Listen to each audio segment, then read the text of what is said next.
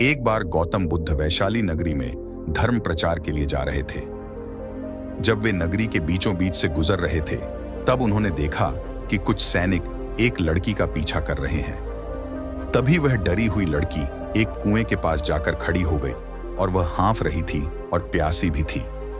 तभी बुद्ध ने उस बालिका को अपने पास बुलाया और कहा कि वह कुएं से पानी निकाले और स्वयं भी पिए और उन्हें भी पिलाए। इतनी देर में वे सैनिक भी वहां पहुंच गए। बुद्ध ने उन्हें हाथ के संकेत से रुकने के लिए कहा। बुद्ध की बात सुनकर लड़की ने कहा, महाराज, मैं एक अछूत लड़की हूं और मेरे कुएं से पानी निकालने पर जल दूषित हो जाएगा।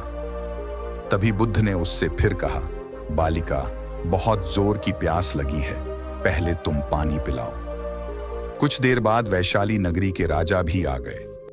फिर उन्होंने बुद्ध को नमन किया और सोने के बर्तन में केवड़े और गुलाब का सुगंधित पानी पीने के लिए दिया, पर गौतम बुद्ध ने उसे पीने से मना कर दिया। बुद्ध ने एक बार फिर बालिका से अपनी बात दोहराई। इस बार बालिका ने साहस के साथ कुएं से पानी निकाला और स्वयं भी पिया और गौतम बुद्ध को भी दिया। पानी पीने के बाद बुद्ध ने बालिका से उसके भय का कारण पूछा। तब उस बालिका ने बताया, मुझे संयोग से राजा के दरबार में गाने का अवसर मिला था और राजा ने मेरा गीत सुनकर मुझे अपनी गले की माला पुरस्कार स्वरूप दी। लेकिन उन्हें किसी ने बताया कि मैं एक अछूत लड़की हूं और यह जानते ही राजा ने मुझे अपने सैनिकों को जेल में डालने के लिए बोल दिया। मैं किसी तरह उन सैनिकों से बचकर यहां तक पहुंच गई और आप मिल गए। इस पर बुद्ध ने कहा, सुनो राजन, मैं चाहता हूं कि आप मेरी इस बात को हमेशा याद रखें।